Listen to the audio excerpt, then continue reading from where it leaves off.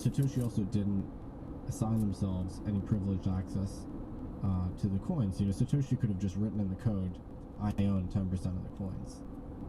But they didn't. They just mined in the open free market competition like everyone else. It's just that Satoshi is an early miner to support the network, accumulated a lot of coins, for sure.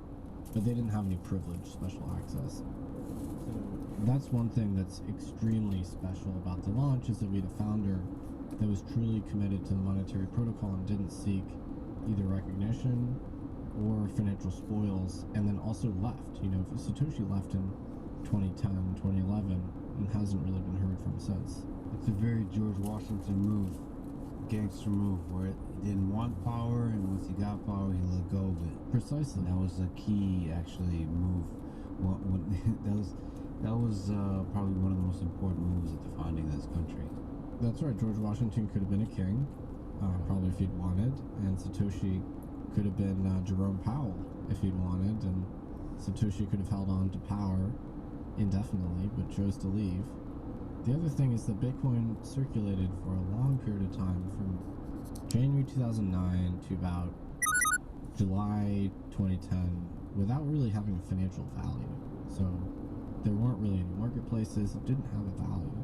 And so that gave it this really great distribution, you know, among a broad set of stakeholders.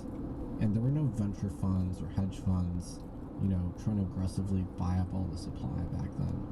Now, when you have new cryptocurrencies launched, they're like aggressively pre-mined, and some gigantic Silicon Valley venture fund is going to own 30% of it. And so it's sort of impossible to conceive of how that could become a global money, because how could, you know, a Silicon Valley investment firm own 30% of the money supply? It doesn't make sense. That's just so oligarchical, right? It's unbelievable. So Bitcoin, by contrast, is a very bottom-up thing. It was the early enthusiasts, people that were, you know, really excited about the technology. They're the ones that obtained those early coins, and so there was a real element of fairness and just an organic nature to its launch, which would be incredibly hard to recapture today. Let's say Satoshi came back and they said, okay, I made Bitcoin 2.0 and we'll release it.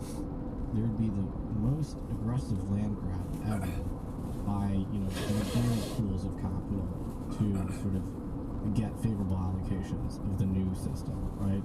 Can Satoshi with Bitcoin 2.0 build in a resistance mechanism or a prevention mechanism for the land grab?